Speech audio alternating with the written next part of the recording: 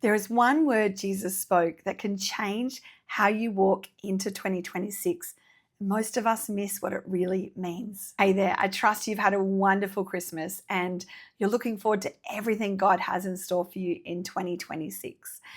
And if you're anything like us, you may have lost track of what day it is in this strange time between Christmas and New Year. So yes, it's completely acceptable to be eating leftovers and dessert for breakfast. If I haven't had the pleasure of meeting you yet, my name is Mel, and here, come as you are. We grow as he leads, faith is made simple, and we keep Jesus at the center. I have the absolute honor of leading our free, connected Faith Foundations community, where we love to talk all things Jesus and his word. I'll leave the link in the description below if you'd like to check that out. Or if you're watching this from within our community, hey!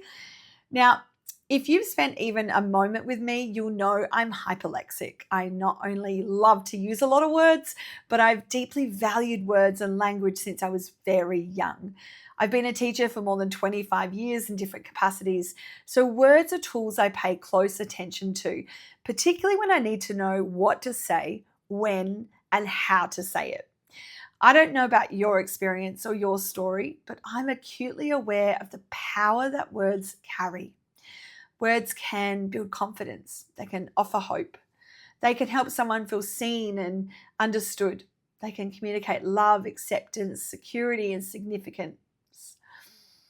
Yet conversely, words can carry the power to discredit or destroy, to belittle or to control, to breed mistrust, and to wound and erode the very fabric of our identity. So as we stand in this in-between moment where Christmas has happened, where we've celebrated the incredible gift of Jesus, God himself stepping into our world in the most humble way, and as we look ahead towards a brand new year, I'd love to draw your attention to what I believe is one of the most profound and powerful words Jesus ever spoke.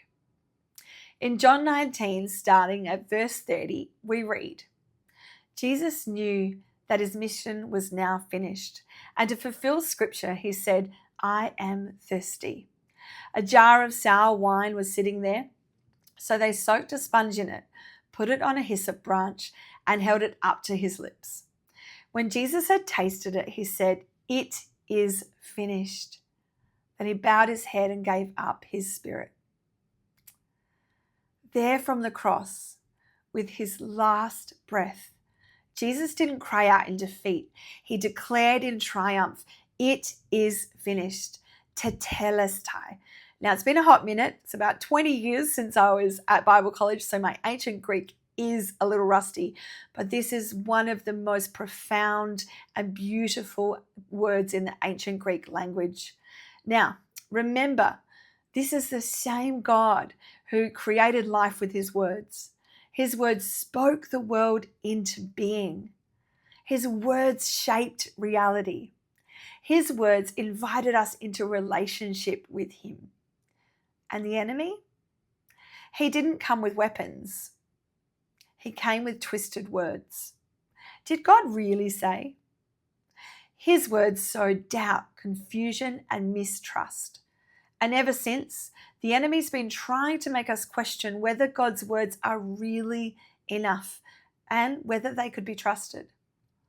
Now, while there are moments where he is in fact silent, even before his accusers, throughout Scripture we see God speaking powerfully with clarity and with purpose, and perhaps none more so than with his last breath.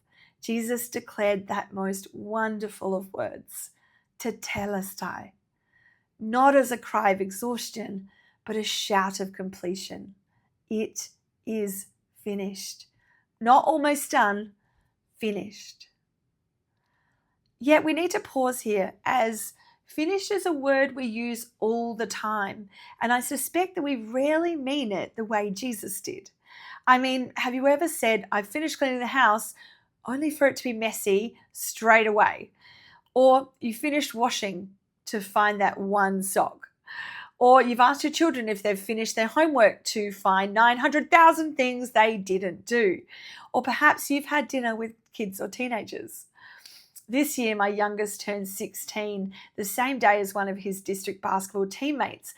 So we took all the boys out for dinner, and after demolishing schnitzels bigger than their heads, I asked if they were finished. Totally full. Yep, finished. Couldn't eat another bite. That was until I pointed out the all-you-can-eat soft-serve machine over in the corner. Suddenly, their dessert stomachs opened up and every one of them had room. Turns out, finished really meant finished for now.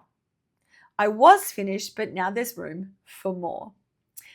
Perhaps that's not unlike how we treat the word finished in this passage. We leave room for striving, room for guilt, room for trying to earn what Jesus has already paid for. How often do we try and finish what Jesus has already completed? We disqualify ourselves because of our past. We strive to prove ourselves to be good enough. We work to feel closer to God as if His love can be earned. We modify our behavior hoping to find a sense of acceptance that was already given. But what Jesus said is, it is finished. He didn't mean almost done. He didn't mean mostly. He didn't mean finished for now. He meant scriptures and prophecies fulfilled, complete, final. Nothing left to add. No second dessert stomach. No asterisk. No fine print. Tetelestai. Friends, the gospel is not a work in progress. This ancient Greek word, tetelestai, the tense, the voice, the mood of this word, it means Jesus declared the work of the cross as a completed action of what began in the past with Adam is finished. But it has an ongoing impact now, in the present and the future. What was, what is, and is to come. Wow. It's a definitive statement of fact spoken by one who creates life with his words. This is the finished work of the cross. So as we step into 2026, I want to invite you to reflect with me. I don't know the words that have been spoken over you. I don't know the words that you've believed about yourself or you've carried quietly. But as we move towards the year ahead, allow this word to wash over you. Tetelestai. We don't enter 2026 mostly accepted. We're not conditionally welcome or secure. We're not partially loved, because Tetelestai, it is finished. So as you prepare for the year ahead, in whichever ways make most sense to you, may I invite you to come to Jesus boldly, confidently, with arms wide open, just as you are. Tetelestai, it is finished. Now, if this resonated with you, I'd love you to drop a comment below so I know that these videos are helpful. And if you want to grow in your faith and experience God's love, acceptance, and security in a deeper way, we would love to welcome you to our Faith Foundations community. All are welcome, come as you are. Now, thanks for joining me. Here's to an incredible 2026 where we grow as He leads and we keep Jesus at the center.